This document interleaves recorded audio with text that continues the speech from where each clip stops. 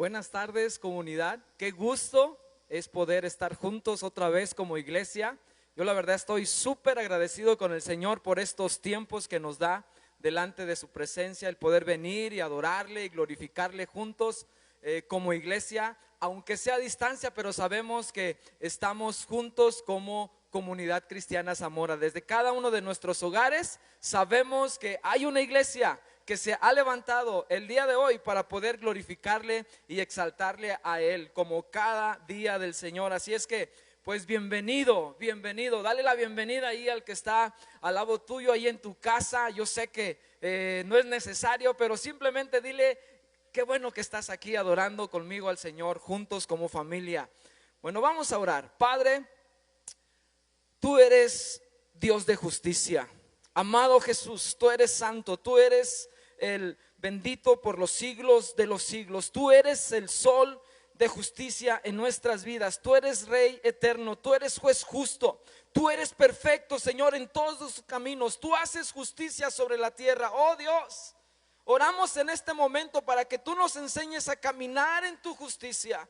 En medio de este tiempo difícil que está viviendo tu iglesia, en estos tiempos de angustia, sostén a tu iglesia, oh Dios. Ayúdanos a esperar en ti cada día, que es un reto para muchos el poder caminar en medio de escasez, en medio de enfermedad. Señor, revela tu justicia sobre nosotros. Señor, toma control de mis palabras. Señor, toma control, Señor, de esta palabra, y ayúdanos a exaltarte y glorificarte en medio de todo lo que hagamos, en el nombre de Cristo Jesús. Amén, amén. Quiero empezar esta charla con una pregunta. Yo no sé cuántos de ustedes en más de una ocasión hemos dicho: esto no es justo. Yo creo que es una palabra que hemos estado usando últimamente mucho en nuestras vidas. ¿Cuántos hemos hecho esta declaración ante un evento negativo que vive una persona que le va mal, una persona que no es mucho de nuestro agrado? ¿Cuántos de nosotros hemos dicho: recibió lo que merecía, él se lo buscó? Y otros solemos ir un poquito más allá y aunque no lo digamos textualmente o verbalmente, podemos pensar en nosotros y decir: me alegra que le esté pasando esto. Eso es justicia divina. Solemos ser muy juiciosos por naturaleza, la verdad. Tenemos que reconocer que en nosotros se nos da mucho eso de ser jueces. Solemos tomar el martillo constantemente, ponernos en la silla del juez y agarrar ese martillo y golpearlo con veredictos juiciosos en contra de las personas que nos han ofendido, en base a nuestros criterios, en base a lo que consideramos justo o no justo. Nos ofende mucho cuando un malhechor no es castigado, y más cuando este malhechor nos ha ofendido a nosotros directamente. La verdad que cuando alguien nos afecta, buscamos instintivamente nos sale ese orgullo, nos sale ese deseo de poder tomar cartas en el asunto. Es la verdad, así es nuestra naturaleza. Muchas veces los colocamos sin querer en esa lista de los inmencionables. Y cuando nos ponemos muy espirituales, ¿sabes qué es lo que hacemos? Señor, yo lo perdono, pero ahí te lo encargo. No, que no se queden las cosas así. Por favor, toma cartas en el asunto, oh Dios. Necesito que hagas algo en medio de esta situación, en medio de esta ofensa que se me ha hecho. Oh, pobre de mí. Y ahí estamos orando incluso para que Dios haga algo en contra de estas personas. La lectura que vamos a hacer hoy, queremos hablarte precisamente de cómo nuestro afán de justicia tiene el potencial de producir casi siempre obras de injusticia. O sea, cuando nosotros queremos tomar la justicia en nuestras propias manos, ¿sabes a dónde nos va a llevar eso? A obras de injusticia. Obras de injusticia como venganza, como odio, como resentimiento. ¿Sabes por qué? Porque nosotros no podemos ejercer la justicia como Dios lo puede hacer. Nosotros no podemos caminar justamente porque no podemos ejercer la justicia como Dios, y solamente Dios lo puede hacer. En la palabra Él se identifica como juez justo, como el que hace justicia, como el que ama la justicia. Roberto Charles Sproul dice que el santo más justo en la tierra, en su experiencia, es más semejante a Hitler que a Jesucristo, si lo queremos comparar con toda la perfección de la justicia y santidad perfecta de Dios. O sea, por eso la palabra dice ciertamente que lo más justo de nosotros son obras de inmundicia delante de Dios. Ahí está este hombre declarando en este entendimiento de que nuestra justicia realmente no se compara en nada. No se compara en nada con la de Dios. Los capítulos 34 y 35, que son los que vamos a leer hoy, aún seguimos hablando de la vida de Jacob. Ahí se nos muestran las reacciones injustas del hombre para satisfacer su propia justicia. Aquí hay un ejemplo bien gráfico de hombres que toman la justicia en sus propias manos, y lo que esto produce son efectos devastadores en la familia de Jacob. Efectos que marcan esta familia, y sobre todo estos dos capítulos se les considera, sobre todo el capítulo 34, se considera un capítulo muy difícil, un capítulo muy oscuro por los eventos que suceden en él. Recordemos que la semana pasada estudiamos el capítulo 32 acerca del encuentro que Jacob sostuvo con Dios en este lugar llamado Peniel. Y en este lugar Dios tocó a Jacob y le marcó de por vida, de tal manera que su caminar ya no fue el mismo, de tal manera que cada paso que él daba recordaba ese encuentro cara a cara con Dios. Y sobre todo en ese lugar él pudo conocer a este Dios que bendice, pero que también quebranta, con el fin de que nuestro carácter sea transformado. Y esa es la gracia y la misericordia de Dios, que Dios muchas veces nos tiene que quebrar para que su carácter sea conocido en nuestras vidas.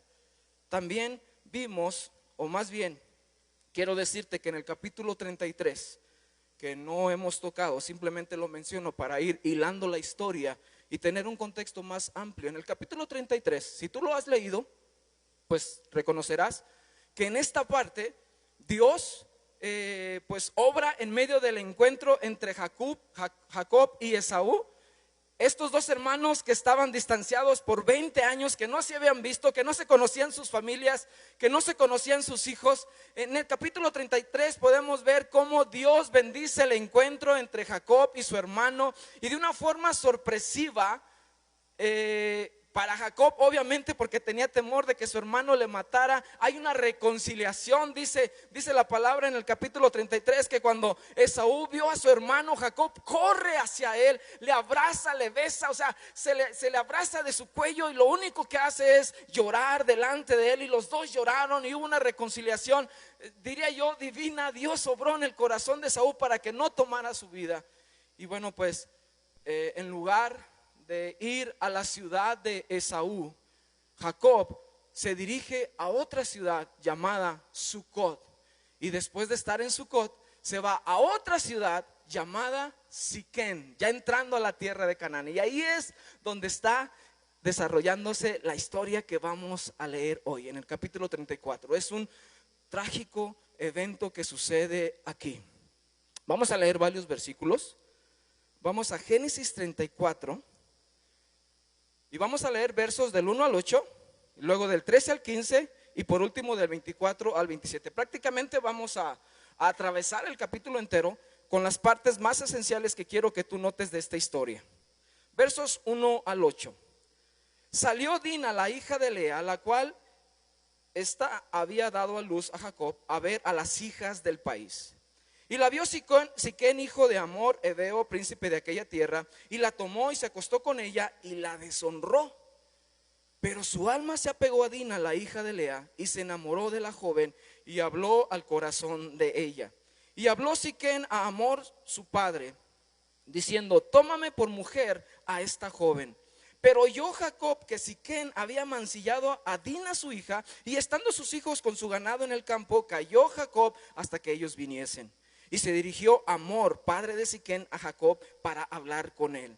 Y los hijos de Jacob vinieron del campo cuando lo supieron, y se entristecieron los varones y se enojaron mucho, porque hizo vileza en Israel, acostándose con la hija de Jacob, lo que no debía haber hecho. Y Hamor habló con ellos diciendo: el alma de mi hijo Siquén se ha apegado a vuestra hija, os ruego que se la deis por mujer. Ahora vamos al verso 13. Pero respondieron los hijos de Jacob a Siquem y a Hamor su padre con palabras engañosas, por cuanto había amancillado a Dina su hermana, y les dijeron: no podemos hacer esto de dar nuestra hermana a hombre incircunciso, porque entre nosotros es abominación. Mas con esta condición os complaceremos: si habéis de ser como nosotros, que se circuncide entre vosotros todo varón. Ahora, versos 24 al 27. Y obedecieron a Hamor y a Siquem su hijo todos los que salían por la puerta de la ciudad, y circuncidaron a todo varón a cuantos salían por la puerta de la ciudad.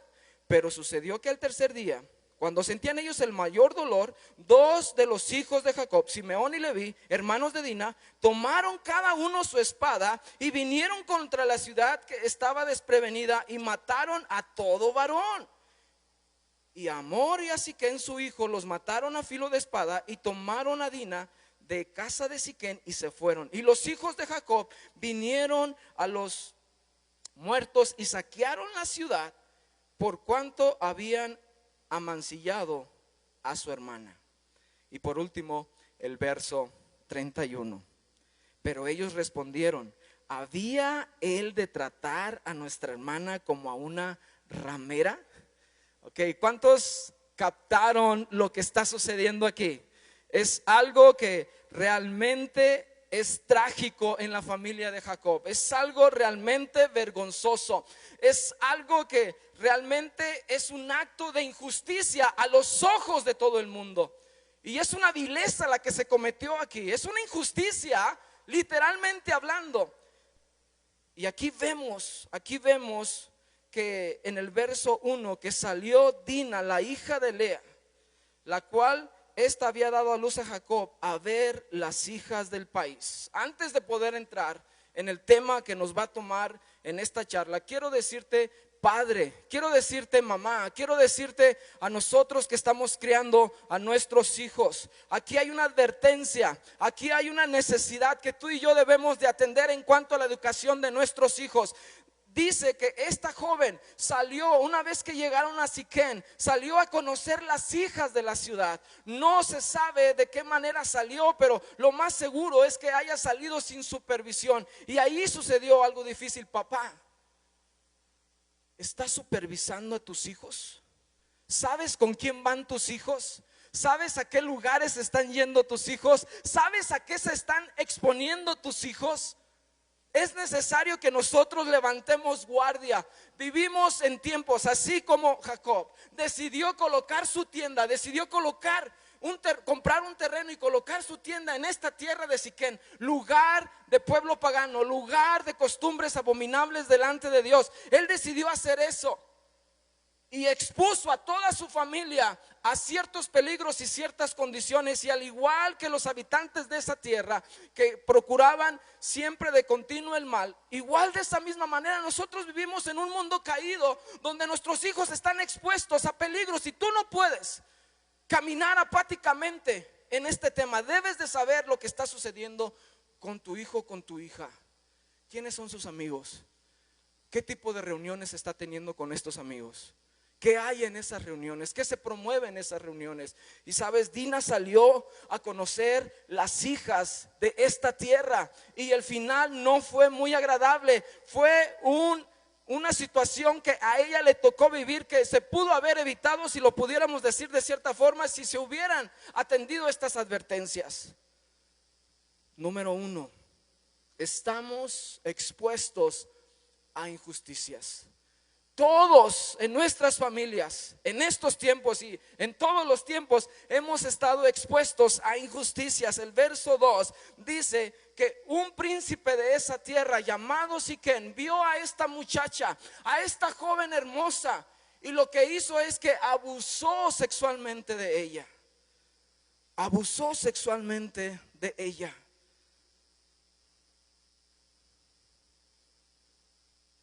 Estos versículos realmente abordan un tema complicado.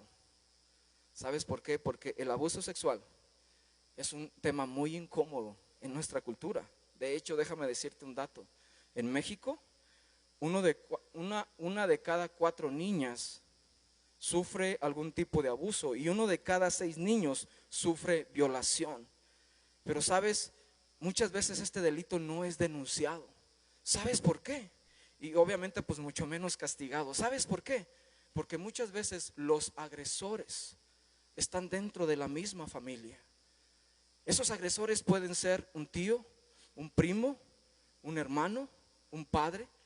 Y por lo tanto estas injusticias se quedan impunes, no se tratan, no se confrontan. ¿Por qué? Porque los agresores están dentro de la misma familia. Ahora, mi punto no es hablarte de un problema social en México.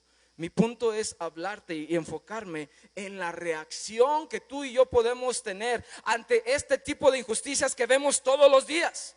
Injusticias como esta, una violación, un abuso sexual en medio de nuestra casa, de nuestra familia. La reacción que tuvieron los hijos de Jacob fue más desagradable, fue más vil, fue más menospreciable a los ojos de Dios que incluso el mismo acto de pecado. Ahora no estoy minimizando entre un pecado y otro, no estoy comparando entre un pecado y otro. Pecado es pecado. Pero realmente esta es la muestra clara de que muchas veces en el afán de buscar justicia terminamos cometiendo más pecado. Pecado engendra pecado.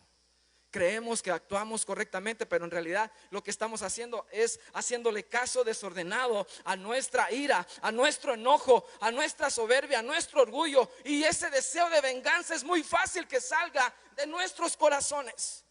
Ya lo vimos aquí en la historia, pero versos 3 al 8 dice que este hombre que abusó de Dina no solamente la amancilló o tuvo relaciones con ella de una forma obligándola a ella, violándola, sino que sucedió algo que la verdad yo personalmente no entiendo. Pero este hombre se enamora de esta joven y le dice a su padre: quiero que se case conmigo, consíguemela como esposa. Y ahí está el relato como el padre de Siquén va a hablar con Jacob y con sus hijos y les hace la propuesta: ¿sabes qué? Mi hijo quiere casarse con tu hija.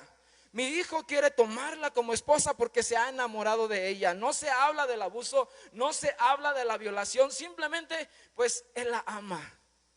Y los versos 13 al 15 dice que los hijos de Jacob hablan con palabras engañosas. Estos 2 hijos llamados Simeón y Leví son los que toman la delantera a hacer justicia por su propia mano. Movidos en su enojo, con sed de venganza, deciden tomar control de la situación y piden una condición: si quieres que nosotros te demos a nuestra hermana, si quieres que nuestra hermana para que se pueda casar con tu hijo, tienen que hacer esto: se tiene que circuncidar todo varón. Y ya vimos que en el verso 25 que ellos accedieron, desde el 24 al 27 ellos accedieron, pero ellos hicieron algo horrible. Verso 25 nuevamente: pero sucedió que al tercer día, cuando sentían ellos el mayor dolor, 2 de los hijos de Jacob, Simeón y Leví, hermanos de Dina, tomaron cada uno su espada y vinieron contra la ciudad que estaba desprevenida y mataron a todo varón. Y a Amor y a Siquén su hijo los mataron a filo de espada, y tomaron a Dina de casa de Siquén. Y por último el verso 27 en la parte final: y se fueron y saquearon la ciudad por cuanto habían amancillado su hermana. Ahí está la reacción de los hijos de Jacob. Tomaron la justicia en sus propias manos y lo que resultó de eso fue robo, asesinato. Prácticamente mataron toda una aldea, todo un pueblo. Y eso es lo que produce la justicia nuestra, que a los ojos de Dios es injusticia. Este es el punto número 2. Nuestra justicia solo produce injusticia. El punto número 1 fue estamos expuestos a injusticias, como lo fue expuesto esta Dina al estar en una tierra de un pueblo idólatra, de un pueblo pagano. Y el punto número 2 es de que nuestra justicia solo produce injusticia. Los hijos de Jacob actúan deliberadamente en contra de la ciudad y todo lo que hay en ella. en su afán de justicia engañan, matan, roban y cometen actos iguales o peor de repugnantes que la violación de su hermana. Cuando su padre les confronta por lo que han hecho y el peligro en que les han expuesto ante los vecinos de la tierra, escucha lo que ellos responden en el verso 31, lo leo nuevamente. Pero ellos respondieron: había de tratar a nuestra hermana como una ramera. Este es el efecto que produce nuestra justicia, que nos cega, que nos engaña, que nos lleva a pensar de que estamos actuando correctamente. O sea, estos hombres estaban totalmente convencidos de que eso era lo que se tenía que hacer. Yo no sé si a ti te ha pasado, pero puedo ver en mi humanidad esta realidad. Es verdad, cuando nosotros tomamos las cosas en nuestras propias manos, actuamos de una manera donde estamos convencidos que lo que estamos haciendo es correcto. Estamos convencidos de que no hay otra forma de arreglar ese problema. Y no vemos nuestra maldad, no vemos nuestra injusticia en la que estamos cayendo con el afán de conseguir nuestra propia justicia. Y nuestra justicia, como les digo, no es como la de Dios. La venganza nos engaña de tal manera que nos convence de que no hay otro camino posible. Y siempre nos estamos justificando, siempre estamos diciendo: pues es que esto era lo que se tenía que hacer, o me dejé llevar por mi coraje. Pero nunca aceptamos, nunca reconocemos que lo que estamos haciendo está mal. Es muy difícil que esto suceda. No sé, pero el mundo alaba a esos héroes justicieros, a esos héroes vengadores que toman la justicia en sus propias manos.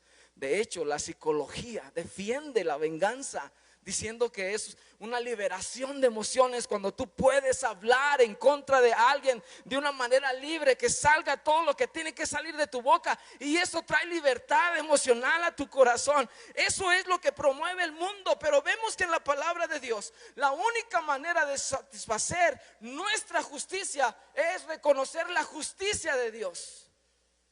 No sé si me está siguiendo. Pero la única manera de satisfacer nuestro sentido de justicia es cuando reconocemos que Dios es el único que puede ejercer justicia perfecta. Romanos capítulo 12 verso 19 nos enseña un principio: no os venguéis vosotros mismos, amados míos, sino dejad lugar a la ira de Dios. Porque escrito está: mía es la venganza, yo pagaré, dice el Señor. Cuando nosotros tomamos venganza por nosotros mismos, estamos sustituyendo la ira de Dios por la nuestra. Cuando nosotros tomamos las cosas en nuestras propias manos, le estamos diciendo a Dios: no confío en que tú vayas a hacer lo correcto, yo creo que yo puedo ejercer justicia mejor que tú. En otras palabras, lo que estamos cayendo es en un acto de rechazo directo a la soberanía de Dios. ¿Me está siguiendo, iglesia? Es importante que nosotros reconozcamos el día de hoy que cuando tú ejerces venganza, que cuando tú tomas las cosas en tus manos, lo único que te va a llevar es a destrucción, es a cosas que no son agradables, a cosas que van a ser peores que el mismo problema con el que se inició todo. Cuando nosotros vivimos injusticias, debemos de dejárselo al Señor, soltárselo al Señor y reconocer que Él va a obrar, que Él va a tomar control de la forma correcta, como tú y yo no podemos hacerlo. Recordemos esto, iglesia: todo pecado es contra Dios mismo, primeramente, antes de que sea hacia otra persona. Por ejemplo, cuando yo robo, no ofendo primeramente a la persona que le estoy quitando algo que le pertenece, primeramente estoy ofendiendo a Dios. Por eso Dios dice: mía es la venganza, mía es la venganza, yo voy a cobrar esto, yo voy a pagar en medio de esto, voy a pagar el justo precio por este pecado que se ha cometido. Es importante, iglesia, que nosotros reconozcamos que cuando nosotros tomamos esa venganza en nuestras propias manos, le estamos dando rienda suelta a nuestra amargura y resentimiento, y eso es actuar en incredulidad. No estamos confiando en la promesa de que Dios ha hecho. Aquí en Romanos capítulo 12 verso 19, cuando buscamos nuestro propio juicio, todo conseguimos menos esa justicia. Santiago capítulo 1 verso 20 dice lo siguiente: porque la ira del hombre no obra la justicia de Dios, porque en la ira del hombre no obra la justicia de Dios. Tienes que reconocer que cuando tú obras y actúas en ira, no va a salir un fruto agradable delante de Dios. Eso no es buscar la justicia de Dios. Por eso Santiago dice: airaos, pero no pequéis. ¿Por qué? Porque cuando permites la ira, pueden salir cosas muy, muy malas. Proverbios capítulo 20 verso 22: no digas yo me vengaré, espera a Jehová y Él te salvará. Él te salvará. Suéltale estas causas o estos asuntos de injusticia a Dios.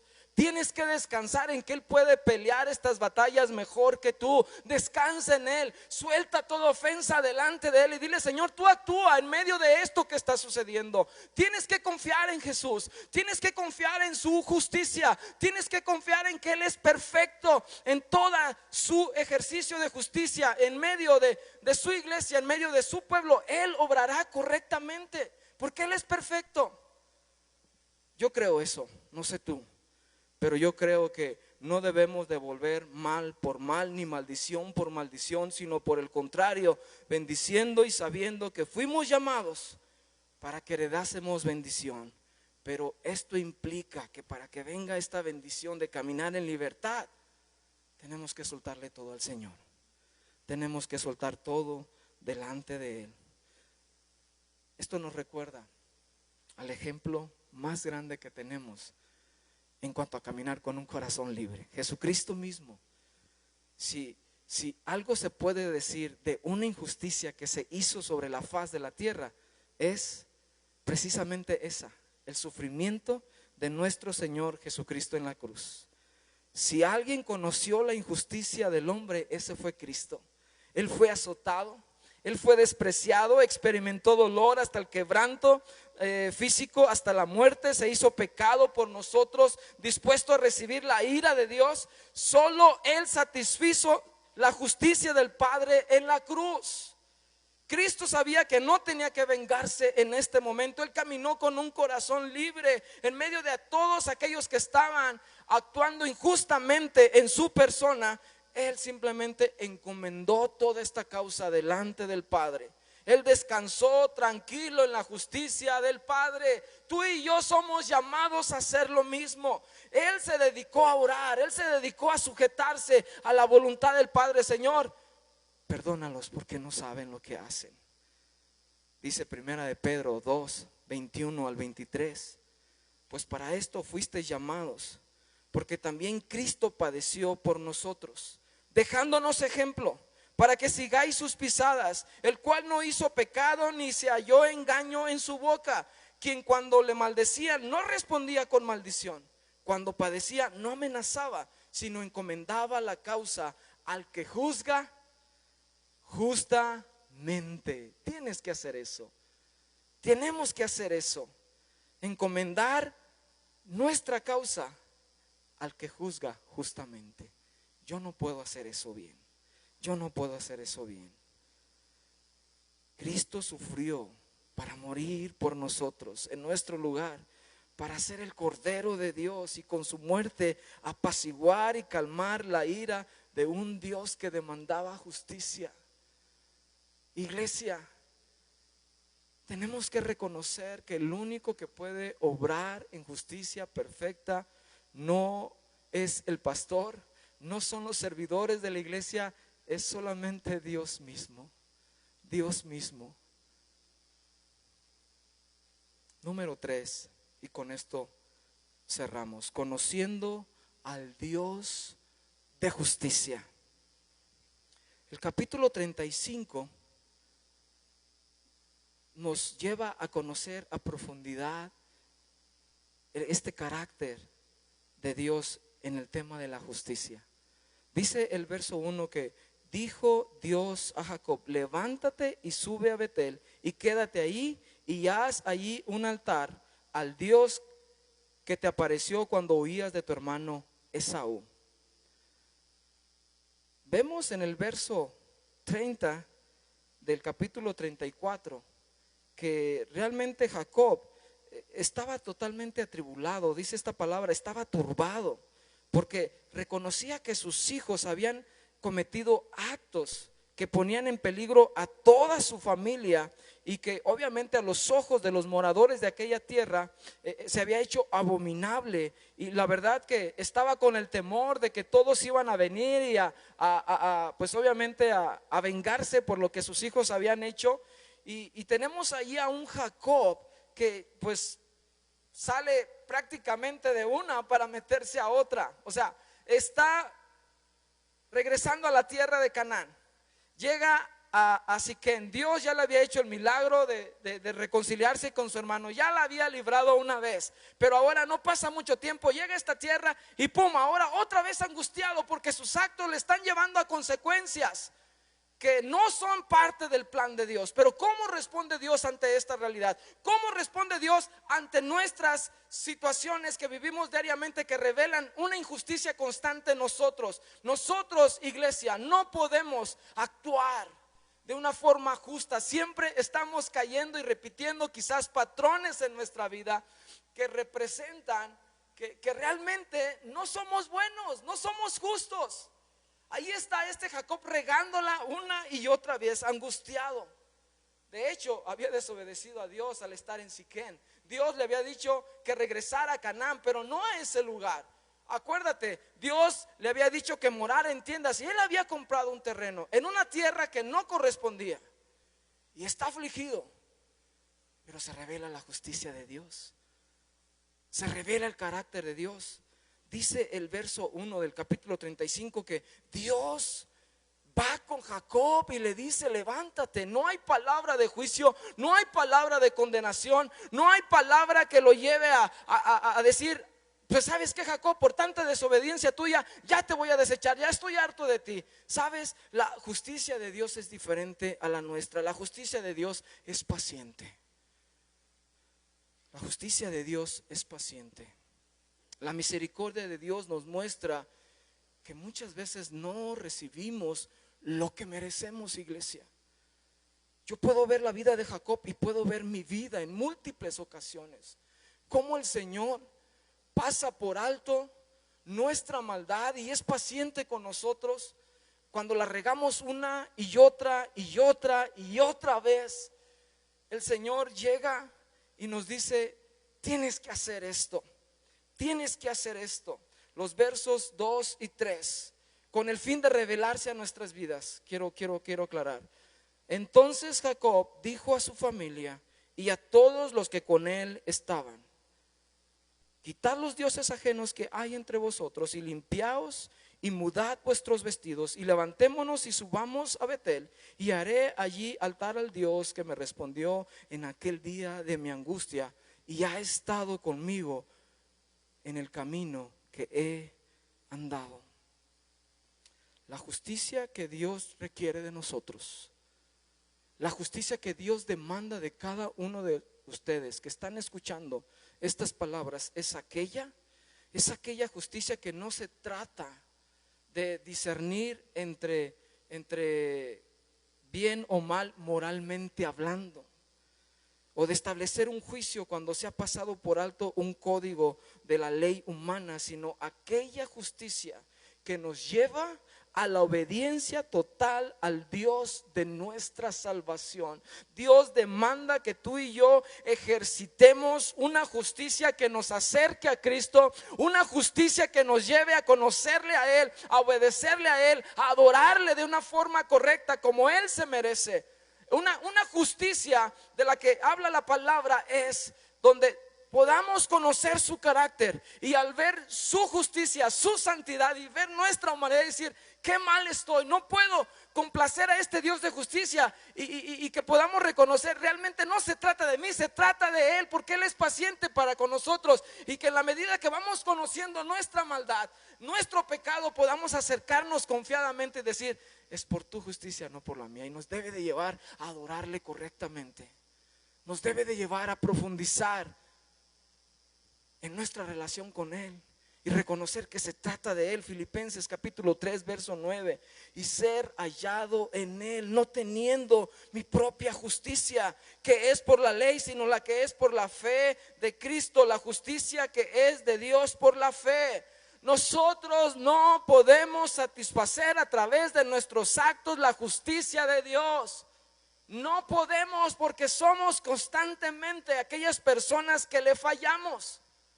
Oh, pero gracias a la obra de Cristo Jesús, gracias a la obra que Él hizo en la cruz del Calvario, al reconocer en fe lo que Él ha hecho, de esa manera sí podemos alcanzar justicia. De esa manera sí podemos ser instituidos como justos delante de la presencia de Dios, pero no por mis méritos, no por mis obras buenas de caridad, no porque me porto bien, no porque vengo a la iglesia, sino porque he puesto mi fe y confianza en Él. Esa es la justicia que Dios demanda, aquella que pone su mirada en Cristo. Esa es la justicia que Dios demanda, aquella que reconoce que nosotros no podemos obrar en justicia en nuestros propios méritos, sino en los méritos de Cristo Jesús alcanzados en la cruz. El que creamos eso es la justicia que Dios demanda. ¿Cómo está tu relación con Cristo en este momento? ¿Has rendido tu vida a Jesús? ¿Has entregado tu corazón a Él? ¿Has reconocido que Él es el único que nos justifica? ¿Puedes reconocer que Él nos ha salvado? Cuando nosotros actuamos constantemente en medio de estos actos que vivimos en el día a día injustamente, Él aún ahí nos toma, nos dirige y no nos destruye, nos conserva por su pura gracia y revela sus planes y sus propósitos en nuestras vidas. Esto realmente trae un descanso a nuestras almas y explica el por qué nuestra justicia no puede satisfacer su justicia, se queda corta. Solo la justicia que es de Dios por la fe en Cristo Jesús puede satisfacer esta justicia de Dios. Y esa es la justicia que Dios demanda. Tenemos que ser hallados en Cristo. Su provisión a través de su obra de redención en la cruz por nosotros es lo único que nos puede hacer estar bien con Dios, ser hallados en Cristo. Esto nos pone en una posición para poder experimentar las bendiciones espirituales de Dios para los suyos. Bendiciones como la libertad de ya no tener que buscar justificarnos ante los demás por nuestras propias fuerzas. La justificación es aquella donde Dios nos cubre con su justicia y nos acepta como justos, aunque no seamos perfectamente justos en nuestra experiencia. Dios es el único que puede justificar al pecador solo por medio de la fe en los méritos de Cristo en la cruz. Cristo sufrió tanto para eliminar lo malo en nosotros, así como añadir lo bueno de Cristo en nosotros. Esa es la justificación de la que habla la palabra. Él nos hizo justos delante de Dios. Él es el único que puede satisfacer o que satisfizo la justicia de Dios requerida por cada uno de nuestros pecados. Romanos capítulo 5 verso 1: justificados pues por la fe, tenemos paz para con Dios por medio de nuestro Señor Jesucristo. Otro verso dice: siendo justificados gratuitamente por su gracia, mediante la redención que es en Cristo Jesús. Quiero cerrar con esto, iglesia. Cuando te encuentres ante una injusticia, cuando te encuentres atravesando una situación como la que vivió la familia de Jacob. Detente. No tomes las cosas en tus manos. Y esto es solamente un ejemplo de los muchos abusos que pueden existir en medio de nuestra vida, que pueden venir a nuestra vida. Tal vez te corrieron de tu trabajo injustamente. Tal vez en este momento estás sufriendo por culpa de un compañero de trabajo que te echó tierra y esa fue la razón por la cual te despidieron. Hay muchas cuestiones que pueden venir a tu vida donde tú dices: esto no es justo, estoy padeciendo por culpa de otro. Tal vez muchos consideran en este momento que no es justo que tu abuelo o alguien en tu casa haya fallecido por estas infecciones, y no lo consideras justo, y te puedes amargar fácilmente en contra de Dios, y puedes decir: es culpa de fulano perengano. ¿Sabes qué? Detente. Detente. Si tú estás planeando tomar el asunto en tus manos, el ejercer justicia bajo tu propia fuerza, créeme lo que simplemente te vas a amargar, simplemente vas a producir pecado en medio de ese afán de querer hacer justicia. Detente y confía. Confía que nuestro Dios es un Dios que ejerce con equidad, de forma perfecta, porque Él es santo y Él castiga todo el pecado que se levanta sobre la faz de la tierra. Dios no se le olvida nada de lo que sus hijos están padeciendo. Así es que descansa en eso. Pon sobre Él todas estas cargas, todas estas injusticias, y dile: Señor, ya entendí, yo no puedo, tú toma control. Yo no puedo ejercer la justicia como tú lo puedes hacer. Señor, aquí están. Todas mis batallas las pongo delante de ti, las pongo en este altar, y yo te pido que tú obres en el tiempo que tú desees hacerlo. Tienes que decirle: Señor, yo necesito que obres en toda justicia en todo momento. Y también reconocer que Él ha obrado con una justicia que es diferente a la que el mundo practica. Gracias a Dios por las leyes. Gracias a Dios por los códigos morales que tenemos. Gracias a Dios por las buenas costumbres. Sí, qué bien por esas cosas. Pero sabes, la palabra nos habla de esta justicia, que si tú no estás en Cristo, tú no has sido justificado. Necesitas venir a Jesús en este momento. Nosotros queremos guiarte a esta oración, donde simplemente te guiamos a Cristo Jesús, pero en tu vida, en tu corazón debe de haber un deseo sincero de poder caminar con Él el resto de tu vida, entendiendo que somos pecadores, entendiendo que somos injustos en todos nuestros caminos, entendiendo que no hay nada bueno en nosotros y que nosotros no podemos ejercer esta justicia como Dios lo puede hacer. Vamos a orar. Padre, en el nombre de Cristo Jesús, Señor, sabemos que tú eres el sol de justicia. Sabemos que tú eres el Dios justo, perfecto y santo. Señor, reconocemos que nosotros, aunque deseamos caminar en justicia, no lo podemos hacer como tú lo haces. Padre, tu justicia se reveló en esa cruz. Señor, en este momento nos rendimos delante de ti. Dile: Señor, yo me rindo delante de tu presencia. En este momento reconozco la justicia que Cristo alcanzó en la cruz en favor mío, por perdón de mis pecados. Creo que tú, Señor, me perdonas de mi maldad. Creo que el justo padeció por los injustos. Entre ese grupo estaba yo, Dios, y por ello, Señor, te pido que me ayudes a vivir para ti. Ayúdame, Señor, a depender de ti cada día, a descansar en ti cada día. Cuando vengan injusticias en mi vida, quiero, Señor, que tu Espíritu Santo se revele en justicia en todo momento, al confiar y depender de ti.